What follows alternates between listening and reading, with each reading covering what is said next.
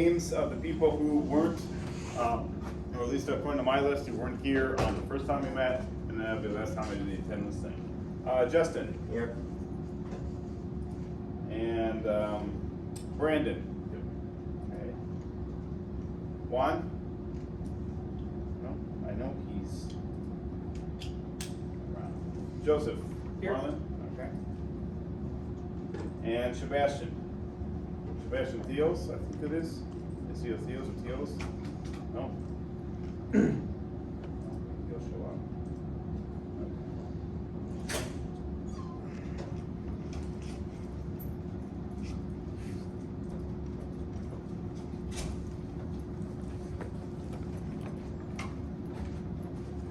Okay, so first off, I'm sorry about wearing this worker shirt.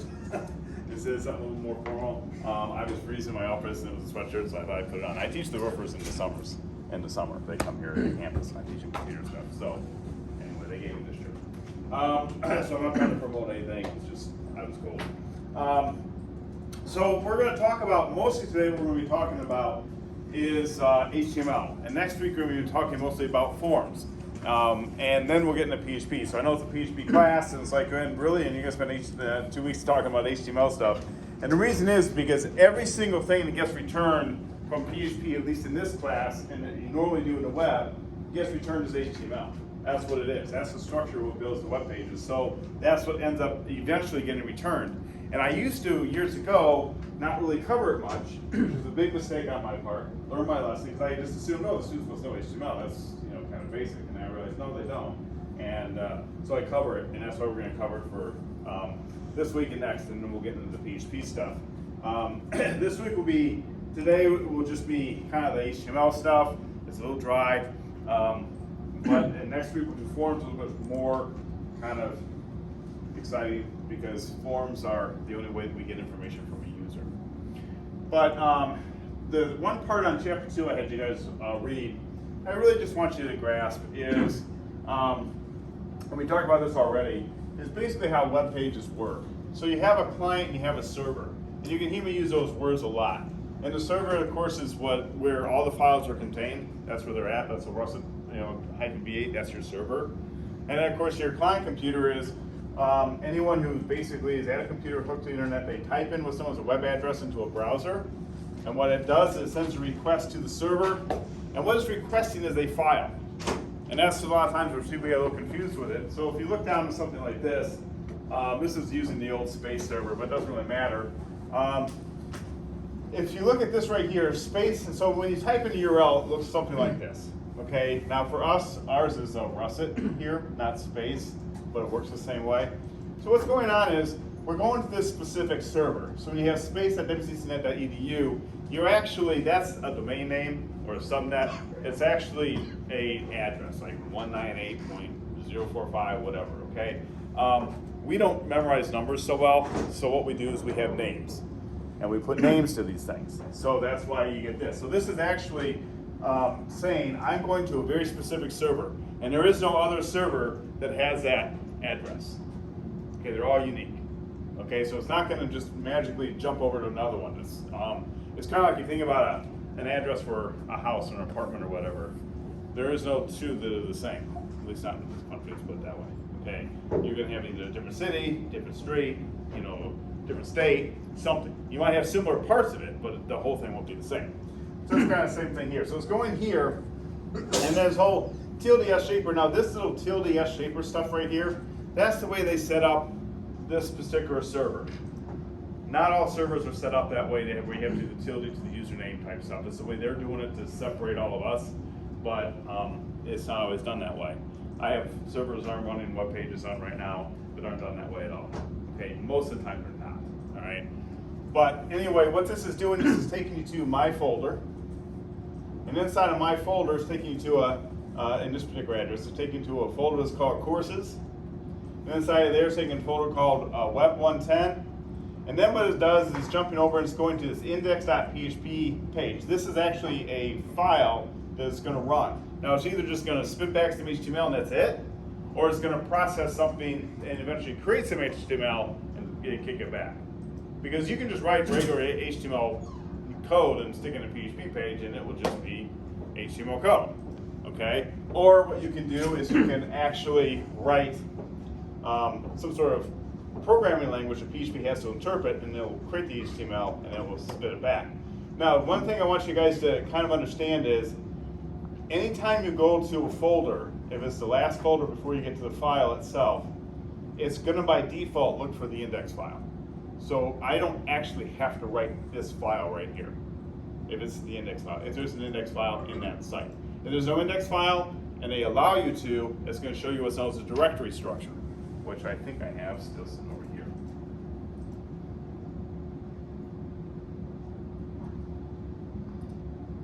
Okay, that's a directory structure. In this particular directory, Cps276 examples, I purposely don't have an index file in there. So what it does, it says, okay, I don't have a default file to go to, so I'm going to show the whole directory structure. Now, this particular server is set up to allow that to happen. Not all servers are set up to allow that to happen because it's kind of a dangerous thing, okay? In our case, it doesn't really make any difference. I can care less. But if I go to HTML examples like that, and you don't see anything, you see how you don't see anything right there? HTML examples, inside of there, there's an index page. Actually, there is code here. This actually did work, okay? It's just there's nothing on this page. So if we go here, we go view page source, there's the source code for it right there. That's what got returned. The reason it's not displaying anything is I will explain when we get to the HTML part, what this actually means. But right now, I'm just letting you know kind of how this works. So when you go back and you look at this picture right here, what happens is you send a request to the server for a specific file. That's what you're doing. And what it does is it then processes that file and sends it back. And what's it send back? It sends back HTML. And it sends back data too, okay? Will it always send back HTML? Well, it depends on the file you're calling. You could go on just a text file and it's just going to send back text. But in our case, it's going to be sending back HTML, which is basically the structure that builds all web pages. And so what happens, the HTML comes back, the browser interprets that HTML, and whatever else you have included with that, and displays the page. So what code gets sent is different than what you actually see. For example, you saw a blank page there, but yet when I showed you the code, there was actually code there, okay? The browser took that code, read it, and then showed you the result. So that's all this is, and that's known as a response, okay? We're going to be talking a lot throughout this class about request, response, and how PHP works with things. Because the way it does it with PHP is once you start interacting with the pages on PHP, like you push buttons and things like that, send forms, it all does this request response type issue. So it constantly basically sends a file to the server, requests something, comes back on everything that we do until we get into something called Ajax where it doesn't, okay? But that's a little bit towards the end. So don't worry about that right now. Just kind of understand that concept, that whole request response concept. Okay? You're just asking for a file from the server. That's all it is. Now, if you are looking for another file besides index.php, a specifically named file, then you're gonna get sent back that file. Let me show you something. Not to talk anything about. This is my wife's little business thing. So this is a website that I've built for my wife's little business. Okay, so that's the index page. So you said sourcebitsacademy.com. Boom. There's no other page there. That's the index page. Okay, but if I was just to do something simple like go to upcoming events, now you see it's looking specifically for upcoming events.php. See, that's a very specific page it was looking for. So if it goes to a directory and there's no specific page asked for, it gives you the index page if it's there. If it's not there, it's either going to say forbidden or it's going to give you the directory structure. Depends on what's been happening. Okay? And then if you ask for another page besides that page, then it's going to show that exact page. So again, I'm not trying to promote that. Just want to let you know how this stuff works. Any questions about that whole thing? If it's a little unclear now, it's going to get clear as we progress through this class. I guarantee it will become quite exciting. So this is where we're going to spend most of our time tonight. And I'm going to be doing a lot of examples. I'll just do a lot of like direct hard coding. we have what's known as HTML elements and attributes. And like I said, this is the structure of a web page. And so for example, what I have here is what's known as a simple paragraph element. And the way you write it in HTML is you start with this P, like this, so you have like a left arrow, and then you have the P, right arrow, and then you write whatever text you're going to have, and then you have the same things. If you have a forward slash there, which knows the closing. This is opening, this is known as an element too. I call it a tag, it's really an element. Okay? Opening element, closing element. And what paragraph elements do is they contain text of a word, a sentence, a bunch of sentences, whatever you want to do. Okay? But that's basically the way we write it. So let me just jump over here for a second.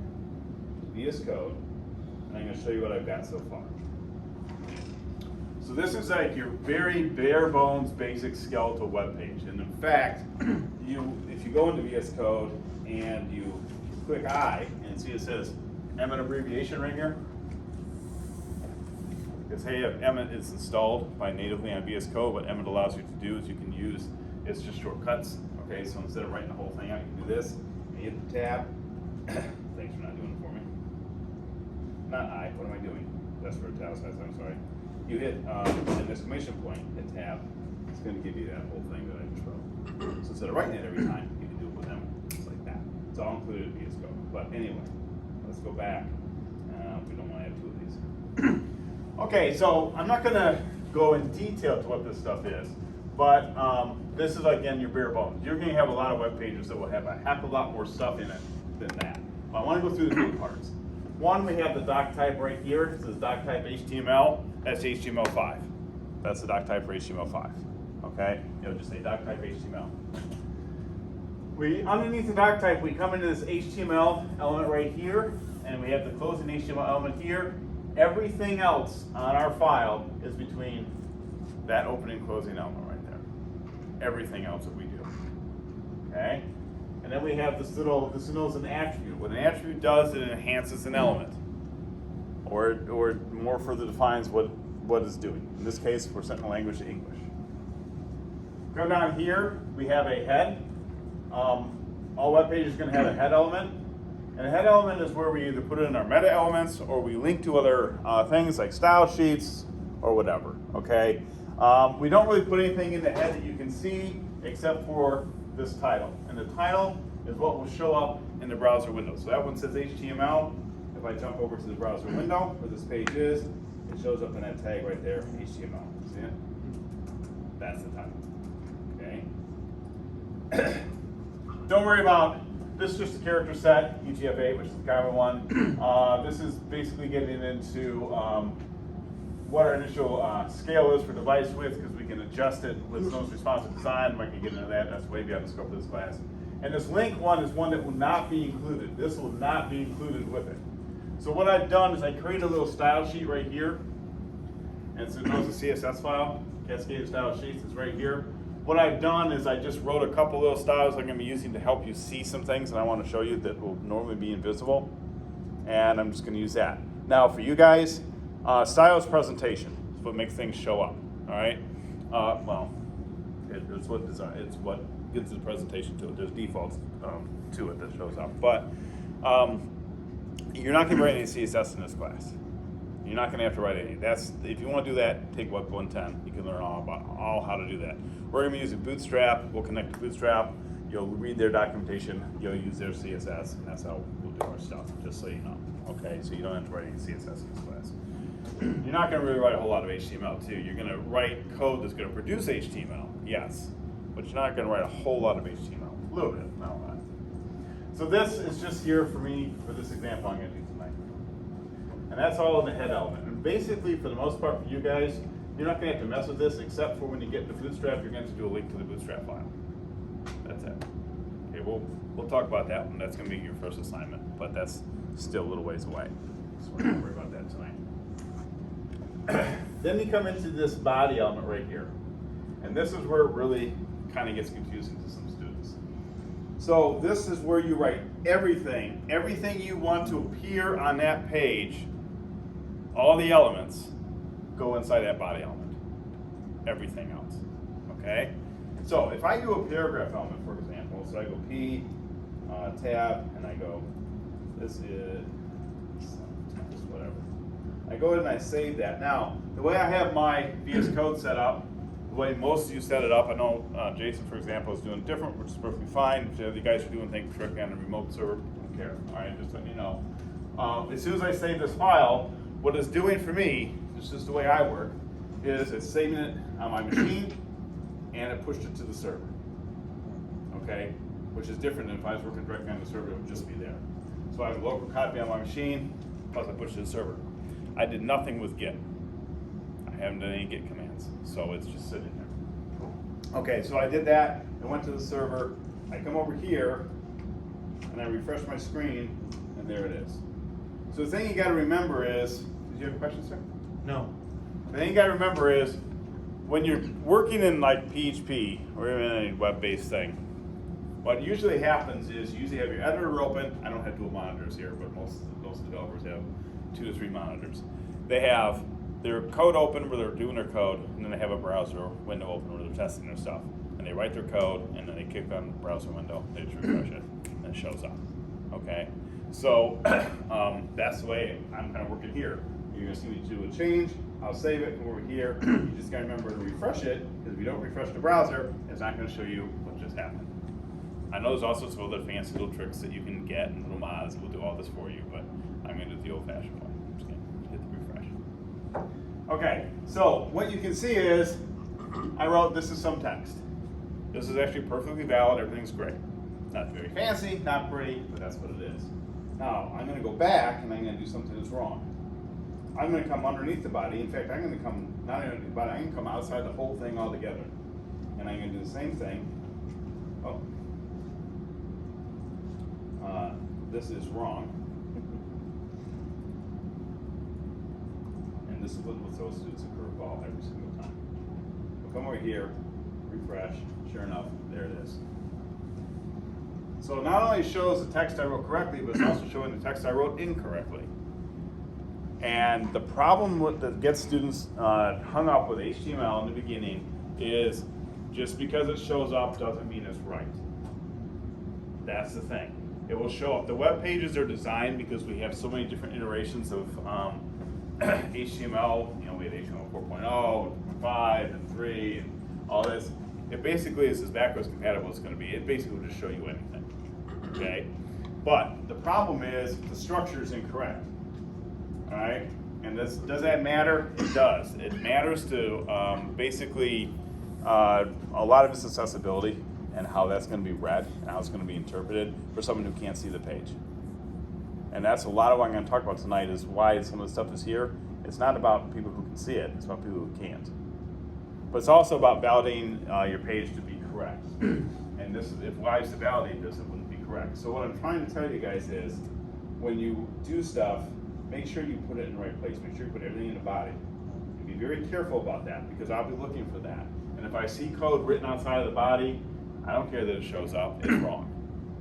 Okay, so I know I talked about the first day, hey, as long as I see it's working, well, that's one of the things I'm going to be definitely looking at. It has to be, I'll be looking for certain things like, did you output stuff in the body you're supposed to? Was your PHP written above your doc type, which we'll talk about later. So that's one thing I'm going to be looking at a lot, is did you write everything inside the body element like you're supposed to? So please make sure you do that.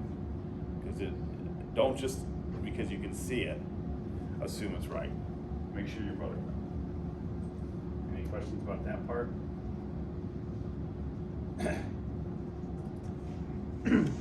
All right, so moving on, we have, like I said, we have attributes, and attributes basically enhance an element. There's a whole bunch of attributes you can have. Like you can have an ID, you can have a class. When we get into forms, we're going to be dealing with a lot of attributes for those elements. Tonight, we're really just going to deal with basically one, is just to make things show up. Okay. So what I'm going to do is I'm going to come over to VS Code. I'm going to come out of here, and I'm going to write header, and I'm not going to do anything. I'm just going to leave it as header. Okay. Go ahead and save that. Come over here. Oops, sorry. Come over here. I'm going to refresh that. You see I have nothing there. But actually, if I look at the source code, which all I do is just go and right click, view source code, this is in Chrome. Sure enough, you can see every bit of code that I wrote is right there. By the way, HTML code shows up, okay? PHP won't, but HTML will show up, okay? So don't be putting social security numbers in them. HTML code, you'll see it. Okay, so you don't see this header, but it's actually there. All right, so let's try to enhance that a little bit. So what I can do is I can go back to my my VS Code, and I can just go class equals, and I can put in quotes, and I can bring up the style sheet here, and I'll give it a red border. I'll just do BR, and then I think I had HTT for some height. Okay, again, don't worry about that, but I had this little height here, and I had this little red thing. So go ahead and save that, unless I screwed something up. We'll go here and refresh. And I screwed something up. Did I screw up? Screwed up. Oh, yep, sure did. Might be nice.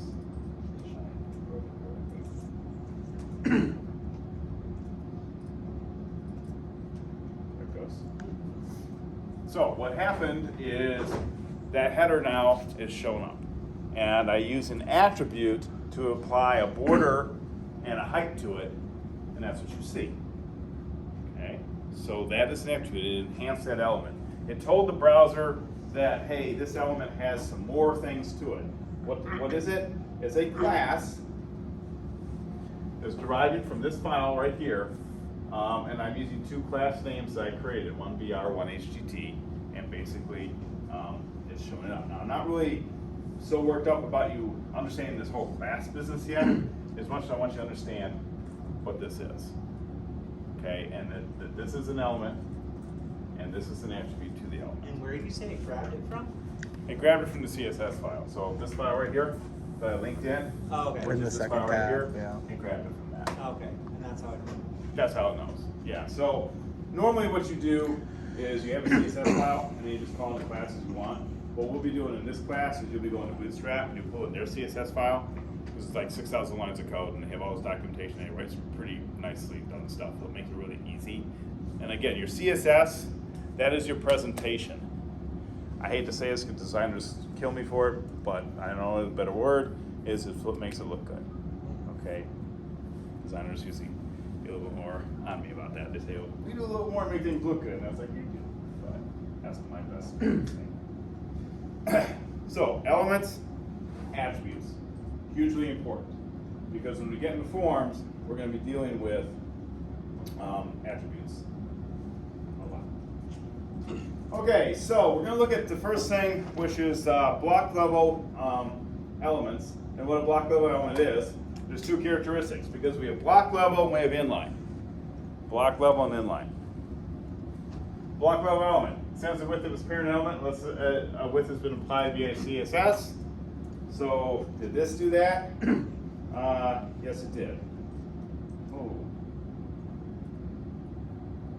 The parent element is the body of the web page. Did that box extend the entire width of the body of the web page? It absolutely did. Well, okay, with the exception of that little part there, but that's a default.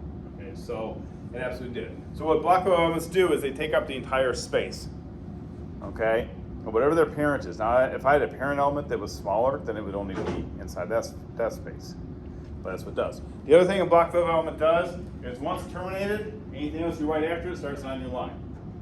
So let me just prove that fact right here. If I come into, I go outside of here, I'll do P. So this is a paragraph, right? So this is a block level element. A P element is a block level element. And I'm going to basically, right here, I'm going to write, this is more text. Now, when I wrote this is more text, this is going to show up that this is wrong. Why? It's not inside an element. Okay, it's just text sitting on a page. But I want to show you it's going to actually start on a new line. So when I save that, and I come over here, and I go like this, you see it says this is a paragraph, this is more text. That's the definition. The block level element of the paragraph element that contained this text right here, once I terminated that P element, what's it do? Put anything I wrote after it on a new line. Two characteristics of it. That's important because when you look at inline elements, they don't do that. And there's a reason why.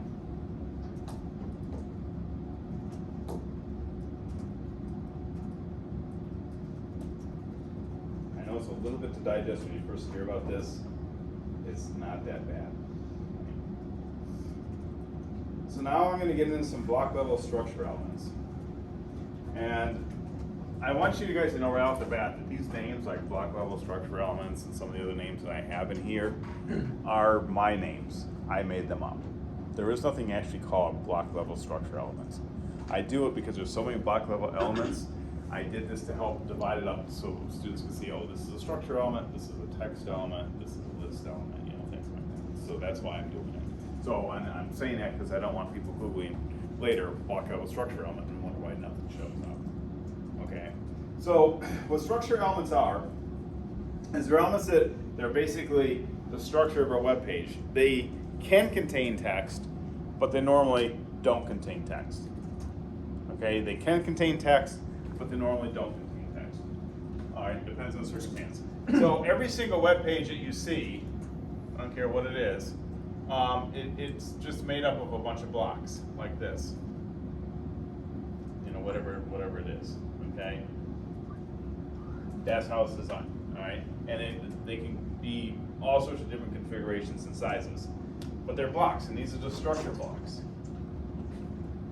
And the first one that we have is the header. This came out with HTML5. And I just showed you the header. I had it written right here. That's the header right there, the VS Code. It's just header is closing header. What does the header do? The header is supposed to contain anything to do with like the head of the document, like a picture or a video maybe, or the title of your web page, or whatever. That usually goes into the header. So again, I'm not to keep bringing up the HorseBiz website, but it's so bare bones, and it actually works. So this is the header, right? Okay. Even though the title's down here, I chose to make this part the header. Okay. So if we view the page source there, see right there's the header. Okay. It's down there.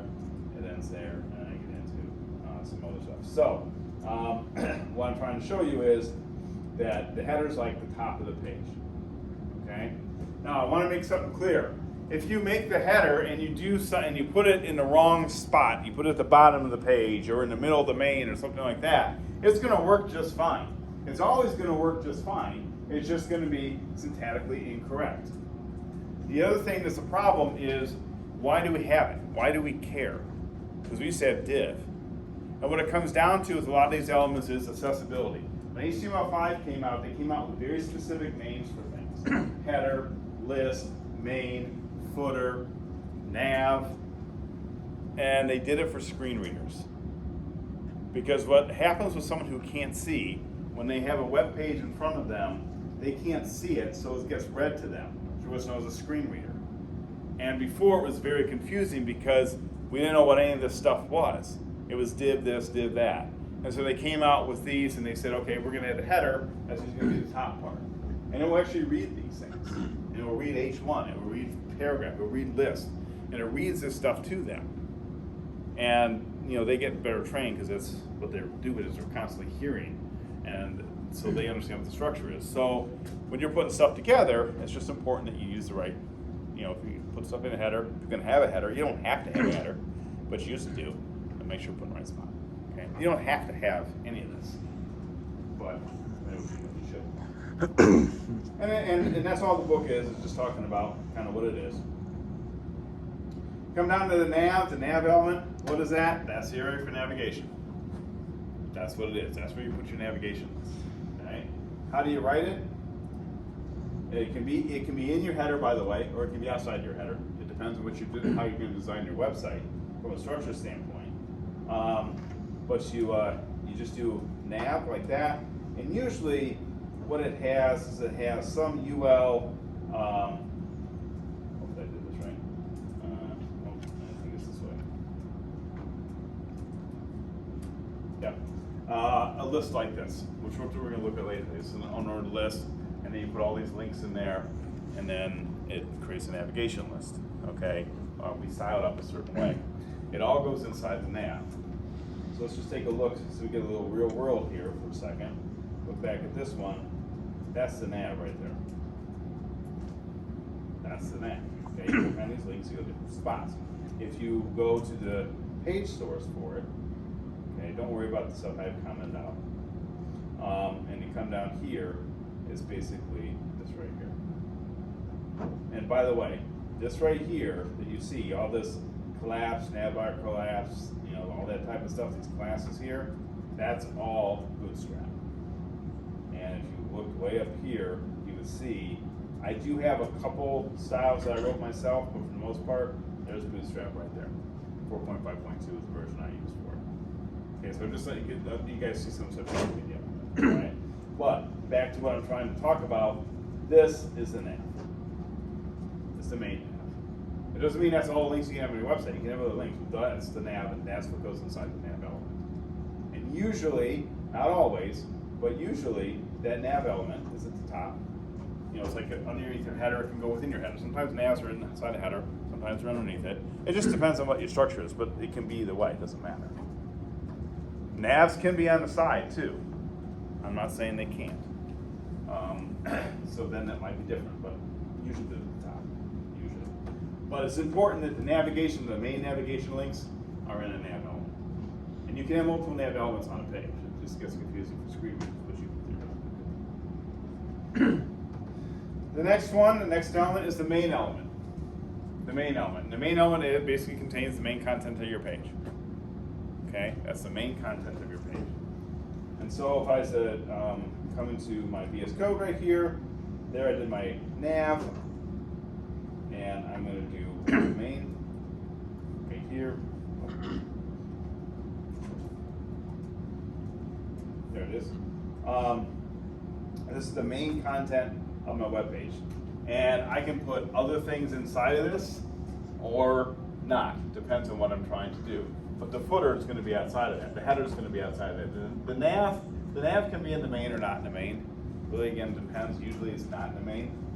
But if we go over to the website that we're picking on right now, the Horsebits Academy one, and we come down here, you can see that I have my nav ending here, and I have my main starting right here. But one thing you should notice as you go through all this, because the ending main is way down here, and I have a lot of commented out code for a reason, but I have a main ending here. But you can see I have all these div elements in the middle of it. I have these right, these right here, a bunch of UL stuff, P stuff. That's all perfectly fine. Okay, you can have other elements inside the main element, but if you look at the web page itself, what's the main element? It's basically containing this right here, and it's containing this, it's containing this, it's containing this. Okay, that's all the nav element, or the main element. It's just the main content of the page. That's all it is. Now you can have, all sorts of different configurations of this. So you can have something like this, and you can have a header here, and you can have a main here. This will be our main, and you can have basically what's known as an aside right here outside the main. But visually, it may look like it's all part of it. So don't get too worked up on these. They're not that big of a deal. Well, they are, but they're not something that's going to be hugely crucial to you in this class, but it is something that you should probably be familiar with because it's what we're dealing with. Footer is the bottom of the page. Okay, this is the footer at the bottom. Okay, that's all it is. So again, I'll pick on Horsebits Academy, come down here, that's the footer right there. Please don't prank call my wife. That's the footer. All right. So if I come here to source code, there's the footer right there. You notice that my body ends here. See that? And the HTML ends there. It's a little hard to see. But you can see right here. Here's the footer. There's my ending main, and then I went to my footer, and then that's the body, contains everything. Don't worry about these scripts, that's JavaScript outside the class, and then there's the HTML. Okay. So the way I built this site is exactly what I'm teaching you. Okay, this has been around for actually a long time. Article or optional ones. I mean, footer, like I say, you may not have a header, you may not have a footer. You'll probably have a main. you're probably going to have a nav. But if it's a single page document, you're not going to. If it's a single page web page, you're not going to have a nav for that. You might have links that go outside of it, but you're not going to have any nav to it, right? So don't think you have to include every one of these things. You don't. It depends on what you're trying to do, but just think about when you're putting this stuff together, what's going to go inside of what. And most of the stuff I'll walk you guys through, okay? And you'll get it. Article. We won't use that in this class on any of the examples we have, but basically what's an article contain is basically some sort of article. And you can put in a specific part. Sections are usually groups of things, and again, a lot of times people think that it's anything, but it's not. The section element groups related content together. It says right here, do not use this generic style container. That's what div is for. We'll never use that in here, but I'm just letting you know. On this side, it's basically, you can do something like this, or you can sometimes do stuff in the middle. It's basically has two purposes. A side element is used inside an article, like a block quote, or it can be on the outside, and it kind of connects the outside content with the inside content. Again, never used it in this class, but it's there. The division element. This is your generic. This is basically, I have something that doesn't belong in any of these others, which is 90% of what you're going to be dealing with. Okay? You're probably going to have a header, you're going to probably have a nav, you might have a main, but you know what? You're not going to have an aside, most likely. You're not going to have a section, you're not going to have an article, but you're going to have a bunch of divs. Can you show us what it actually does? Like A div? Like, yeah, give it. Show us like what it is with it and what it is without it. Because Yeah. I was reading it and I was like, I'm not sure what all that Yeah, is. absolutely. Yeah. Absolutely. I Okay. just didn't understand. I was like, No, it's a perfect question, and that's what you please ask. Okay. So let's take a look at this web page. See these little things, those little borders around them right here? You see that? Little border right there? And then there's another one right here. See that? Another one right here. Those are divs. So they're divisional elements. They're just basically chunking the thing up. They're saying, okay, this is one box that's called div, another box is called div, another box is called div. In a sense, what I just showed you, I'll show you the code too. So does the CSS make those boxes? Yes. So what I have in that particular case is I have a div that's like here, and it has a bunch of content inside of it. I have another div here, has a bunch of content inside of it. And these divs right here have certain classes or names assigned to them, which gives them specific styles if I need it. They're generic, and that's what I mean. That's a good question. So just generic blocks, what I mean by generic is, from an accessibility standpoint, they have no relationship to anything. They're not, they can contain whatever you want. Okay? If they don't fit in any of the other categories, it's a div. So if we look at the source code for this, and I apologize because I do have a lot of comments out in this because I reuse a lot of this stuff. But we just take a quick glance at it. And yeah, I have actually quite a bit. So here's like the first one. See it's div. I'm gonna try to blow this up a little bit for you guys again. Container box. Div class equals container box, okay? And it says, what is Horse Bits Academy? That is this. That's what that one is right there. It's that little div. Okay? And so we go over to this, and you can see I have an image in here, and I have that text I just wrote, and it closes it here. So what this class container box does, and of course this one is class container box as well because we can reuse CSS. So what container does is it makes it, instead of taking up the entire web page, it puts a little margin around the box, puts a little white space there, just looks a bit nicer. What box does is box is the one that I wrote, puts the blue line around it and rounds those edges, okay? And M top 30 gives me a margin top of 30 pixels so that I have the space between that one and the one above it. Okay? But it's just a div. It's just a div. And then you notice here, I have a div here, and inside of here I have another div. Perfectly valid to do that. Just make sure you close things appropriately. Okay? Opening div, closing div. Opening div, closing Hey, can div. you show us what that does when it's nested? When there's a nested div? Yeah. Can I? I mean, I can show you on the page. Yeah, The that's what I was nesting, thinking. the nesting really makes no difference. So, what's going on here is this. I'm sorry, Jason. Let me make sure I don't say it wrong. I want to make sure I got my code down right. Yeah. So what I did is, so you got the first one, div class compare x, Willis Force Business Academy. So this is the first div right here. Yeah, okay, I see that. I get This it. is the title that I did. This is now my second or my inner div. Oh, okay. Okay? And it's actually the text itself. Oh, these are great questions. I love it. Okay? So you can see div, pick text, and it has this.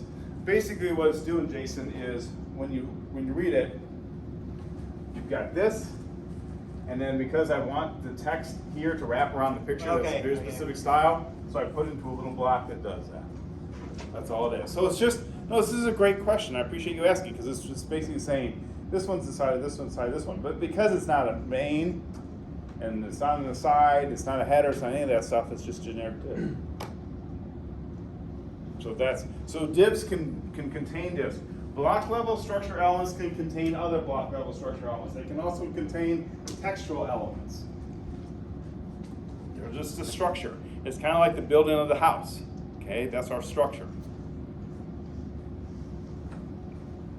Text is coming. So that's what it is. So thanks for asking the question, because this is helping me know what you're getting, what you're not getting. You'll use divs a lot. Yeah, that's why I was asking about. Yeah, Because I saw it everywhere. Yeah, you'll use them a lot. You'll use them like constantly. Okay. Div's the generic. When it doesn't fit anywhere else, it fits in the div. Okay. And then all I did is I just linked also some additional reading if you want to go on to.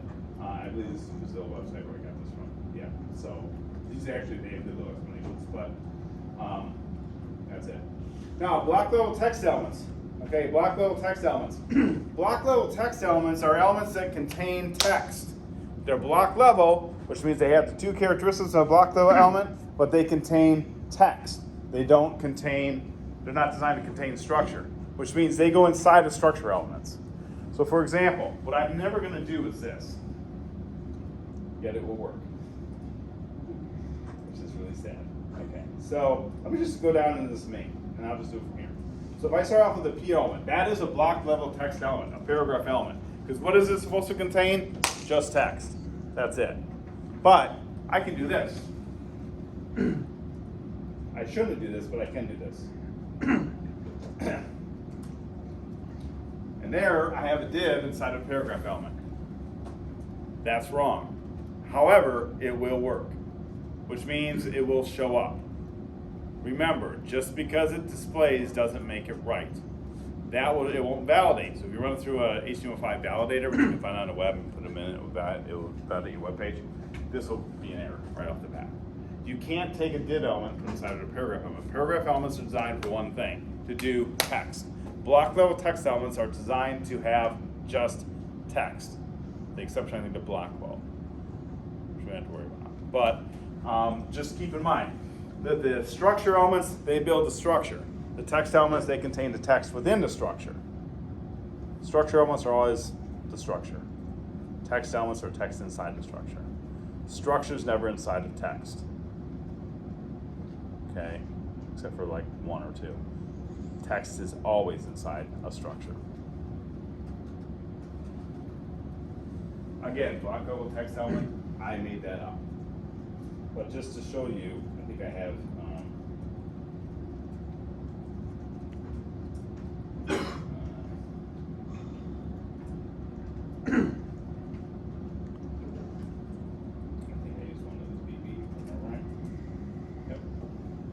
I'll do that. I'm gonna, just so you guys can see it, but I'm also gonna write that. Okay, so let's just look at that and see what's going on. This is the paragraph element right here. And then inside of it I have this div. It looks like I don't, but I do. And here's another way I can prove all this stuff. That's bad practice. Oh, it's usually bad practice, yes. Yeah, huge. If I go into my inspect tool, I go to my elements, and that's gonna be hard to see. We got too much stuff on a very big screen, but and I kind of go here and I select this. You can see that right there, I had the P. Okay. Oh, you know what? It changed it on. Did I? Yeah, open it, closed it for you before it. Yeah, it did. It did. So thanks a lot, Google, for fixing what I don't want you to fix. It closed in that particular case, but it was supposed to show you the whole thing. I could add a border. Let me try that. Let's do this. I'm going to do class equals negative. Let's see what that does. And I'm putting a height to it on purpose, so let me just see if that doesn't do what I want. I'm really shocked. Okay, thanks for making a lie around me. I think it's because I have the div starting in there and ending, and it's doing that. But what I was hoping to show is that this would actually surround this like it's actually been written to. I don't think I wrote it wrong. No, I didn't write it wrong. But you can clearly see, well, even this is interpreted incorrectly. Okay, a div can contain a paragraph. So a structured element can contain a textual block level element. So I'm sorry, a block level structure element can contain a block level text element, no problem. But the other way around, no. Okay.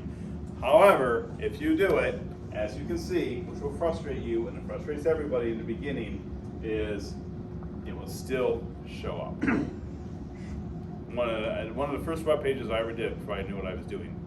I was just learning HTML, I was learning on my own, I didn't really understand a lot of this, and I was writing out this web page, and when I was done, I really thought this thing was great, you know, until someone who knew what they was doing looked at it, and they're like, we got this all screwed up, because you got opening elements, you don't have closing elements, you have, you know, things mismatched and misplaced, but when you look at the page, it seemed to be fine, until you switched over to a compliant browser, and then it blew up, you know. But the browsers are designed to be backwards compatible. I mean, if you think about it, if a browser decides we're only going to show correctly written HTML5, and if it's not correctly written, we're not going to show it, who's going to use that browser? Someone who's checking their work, and that's about it. That's about it. No one. Because you know what? Right now, if I said, if I created a browser that would just, if it wasn't a valid HTML document, it wouldn't show it, 60% of the web would be gone, at least. Because it's all, there's so much of it that's just junk, right? It's not written correctly, it's not valid, and so it would just not show up. So they don't want that because no one's going to use their browser, so what do? They make it as backwards compatible as they can, so we can do whatever we want. So the web is still the wild, wild west of nonsense. And I know developers, sadly, well, I don't know them personally, but I've seen them. I've seen their work, where it's like, this is a disaster, you know, because it's not understanding this. Again, a little beyond the scope of this class, but I want you guys to have a good idea of it. Headings. Headings are basically, you got H1, H2, H3, H4, H5. They're just headings and subheadings to your document. No different what you write in Word. You got, you know, those headings there. You got 6 of them here. Now, normally they don't like you to repeat heading 1, but after that you can repeat heading 2, repeat heading 3, and repeat it on as many times as you want in your document. And by default, they'll all be a little bit smaller than the other, but with CSS you can make them look any way you want. Okay? They're just structure. Now, though, are headings important? Yes, because again, accessibility. Screen readers will read, this is a heading, not a paragraph. That's a big difference. Okay, so if you have something as a heading, use it. We come over here, again, I'm picking on horse bits. I have this right here. I have this one right here. Let's take a look at what I did. There's my heading 2 right there, and there's my heading 1. Because my heading 2 is one level down from my heading 1, my heading 1 that's my main heading. But you can see I have a heading 2 right here. I have a heading 2 right here. I think in here I might have a heading 3 running around here somewhere. Here's another heading 2 down here. So that's what I mean by you can repeat your heading 2s, no problem. You can repeat your heading 1s. It will still work just fine. The validator, at least last I checked, will give a warning about it, but it will be like whatever. They don't like to see more than one heading 1s. You can't just mean you want to the rest. Again, when would you use it? When you're writing a heading. If you don't have any headings in your document, you don't use it. But there's a difference between heading and bold. Because everyone thinks, oh, it's bold and it's big. I'll just make it bold. I'm good.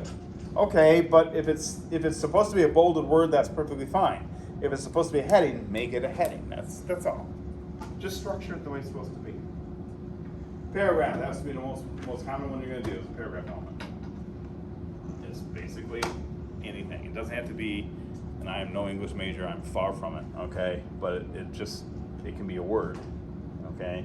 It can be a group of words. It can be an actual paragraph. It can be just a sentence. So don't think it has to be like, from an English perspective, what an exact paragraph is. But I couldn't find it because I had no idea. Okay, that's fine. But that's a paragraph.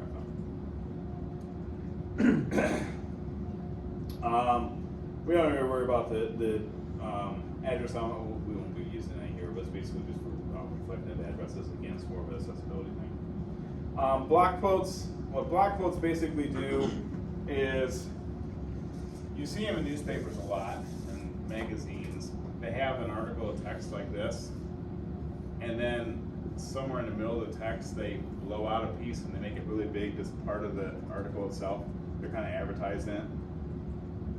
Okay, like 90% of programmers will be millionaires by 2030. So that's the article. So yeah, I knew I'd get you guys attention about that. It's completely false, but there you go. So that's what a block quote is. Again, we won't mess with that. This one we probably won't mess with, but it's kind of interesting. It's a pre-element. And what a pre-element does is a pre-element allows you to write stuff as it's formatted. So let me show you that real quick. So I come up here and I'm just going to get rid of some of this stuff. And I'm going to put that in there. And I just want to do a couple things. I'm going to put a couple lines in here, do this, and I think on this one I'm going to tab it a couple times, all right? Now first, instead of having pre, I'm going to have P. So I'll make it a paragraph element. So I can go ahead and save that, come over here, go to my web page, refresh it, and there it is. Now that's as a paragraph element. What a paragraph element does, it strips out all that other stuff. You can have one space, no line breaks, unless you write the specific code for it, an HTML code to deal with spaces and line breaks. That's what it does. Okay? So that's what a paragraph element will do. It's going to take all that formatting that I did, spaces and line breaks. That's what I mean by formatting. Just going to make it that one line, unless it has to wrap. And it'll wrap around the page. Now, if I change it and I make it a pre, like that, and I come up here and make this a pre just like this. Now, if I change that and we take a look at that, now all of a sudden I have it. The font change. I can do this as is, but you see it's now preserving the format I gave it. That's actually very handy if you're doing math or code work. If you're trying to make a website that shows you how to write code, and you guys have seen little code snippets and they're written with all the indentation and everything, and you can copy it and stuff, well, that's a pre-element that's making it do that. Okay, so when I used to, before I wrote this book, everything was a web page. I had a whole website that was Cps276. It was a website, and I changed it to the book eventually. But when I did that, all those code examples were all pre-elements. Okay. Now, I'm going to say the pre-elements. I guess that was I had a thought, but it lost me. It'll come right back. When you get my age, you understand it happens all the time. Okay. So that's basically it with those. How are you guys doing? You doing all right? Not going too fast on anyone? I feel like I'm like flying. So shut me up if you need to. Block level list elements. Block level list elements. So I have basically this is known as an unordered list. You know that because it has UL. That stands for unordered list. And then inside of it, we have LI, which is list item. And basically, this is a bullet list. That's what it is. It's just a bullet list. So if I take this and I do this with it, and I copy it, and I paste it into my VS Code, which I grabbed the wrong one, and I'll just put this, I'll paste that there, and, this is what I want to talk about. Indentation. You don't have to indent if you don't want to. Well, you should. You absolutely should. I'm going to rephrase that. You don't have to indent to make something show up. Okay? you can write all your code if you want to really cause pain for yourself. Write all your code is one long line. The computer will love you, but you'll hate yourself when you have to look at your source code because you won't read it. Okay.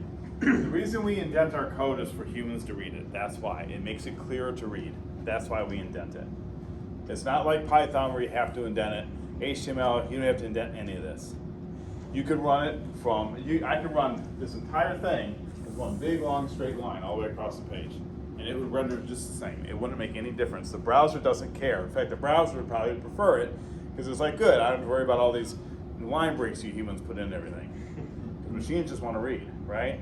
So just keep in mind that when you see me indenting and stuff like that, it's a good practice to get into because one of the things I see that screws students up is they don't indent their HTML code and they get confused as to where things are at. And then when I look at it and it's a big mess, it's hard for me to even like make heads or tails out of it because it's that like bad. So make it nice, make it easier for you. But anyway, back to the UL. Unordered list, here's the list items, and then I close the unordered list, and of course inside of the unordered list, I have the LI. So inside the UL element, I have the LI element. And I can apply attributes to the UL and the LI separately. Makes no difference. What if you didn't have the UL on the outside of it? It would still work, but it'd be wrong. No. That's basically the moral of this class. Unfortunately, with this stuff, it is. And it's so frustrating to teach because we'll have that. But this is correctly written, correctly displayed. Now, I want to take what you just said. Okay? Let's get rid of this. Let's get rid of this. A little different. Moved it. Moved it. If you were to inspect it, would would Chrome shine like correct it like how it did when you did the You know, paragraph that's thing? a good question. In this particular case, I don't think it did. Okay. But I was actually surprised Chrome did that. It's the first time I've seen Chrome do that. So it might be trying to correct it, but the problem is it's correcting it on its end. Okay. It's not correcting it as it's being read off the server. And so it's not as bad now because most of these browsers got on the same page. But years ago, it was so bad that if you didn't write things right, one browser would display it one way, another browser would display it a completely different way. Now they're kind of getting to where they're all in sync. IE was a notorious beast, but that was because it was sucked so bad, and we'd have to actually write specifically for IE. It was that bad. But they're a lot better now, so you won't have a lot of those. Okay. Go ahead. I just wanted to piggyback on what you were already saying because I think it's a less confusing way to think about it is it's not what happens if you do it wrong, it'll work. It'll probably work because the point is it's out of spec. So it might work, it might not work. If it's in spec, it'll definitely work. Yeah. Yeah. That's a good way to put it. Okay. It's just that the problem is a lot of the stuff, even though it's out of spec, it's going to show up, and that's what throws the students a curveball. It shows up, I'm good. No, you're not good. It's screwed up. And I'm going to show you another example where it comes to actually sublists, which I had to successfully put over the course of 2 pages, but I'll fix it. Or I'll just write it, whatever. So let's just do that, and we'll get rid of the stuff we don't need, which is this. All right, let me do a little bit of indentation magic here to kind of get an idea of what we're looking at. So we have this UL right here, and then we have this this bit of list, and then we have these right here, and we don't need this, and we have that right there, and we'll indent that there. What's the shortcut for selecting a bunch of lines and telling them to indent? I don't remember, but there is one. I just saw you do it. You select multiple. Oh no, I tab. just selected multiple and hit tab. Yeah. Oh, and But it just thought it did it? Yeah. That's nice. But I'm sorry, I thought you meant there's a shortcut to like, so go. In Java, it was select A for select all. Yeah, that and would do it. it was Shift Tab I for. Yeah, that selects all. And then Shift Tab I. I'm scared to do it. This controls Z. Nope. What editor are you guys using? Nah, Okay. I don't control Z So that. what editor are you guys using? Oh, yeah, because that's gonna be. That sounds like a JetBrains thing. So I'll just, but I appreciate your comment. But anyway, let's just take a look at this. What I want to get at is, I have this UL here, but what I have is I have a nested list. Let me just show you what the nested list looks like, and then we'll go from there. So nested list is basically that. It's a sub list. Okay, this is one I'm definitely asking for homework, and this is another one where I'm playing right now. I will be looking at that code specifically. Okay. So the way you're supposed to write a nested list correctly is you have your outer UL or OL, which I'll talk about OL in a minute. You have your list items, but you notice what I did here. List item 3 is the last list item before we have our sub list. So what we do is we have it, the ending LI, you see it's not here, it's down here. So this element right here, this LI element actually contains this UL element. That's what's a lot of people curveball, okay? So this LI, this is the way it's supposed to write, this LI contains this UL. If we had another sublist here, which we could, you can sublist as much as you want, then it would be the same thing. Wherever you put it, it would be nested within that LI, okay? That's the big thing you need to remember about sublists. Now, let's not do that. Let's do what most students do. And I'm not saying that to not students, I'm saying I just see it a lot when you're first learning. Okay? So we just changed it. This is dead wrong. Look at that. Now let's take a look. Just for the heck of doing it, we'll do our little inspect here. We'll do this. Come up here, and let's just see if Google decided that it was okay to repair things for us. And nope, it did not this time. Okay, it's still wrong. So good. Glad Google didn't fix that for me. And this is a common mistake that students make, is that. So don't do that.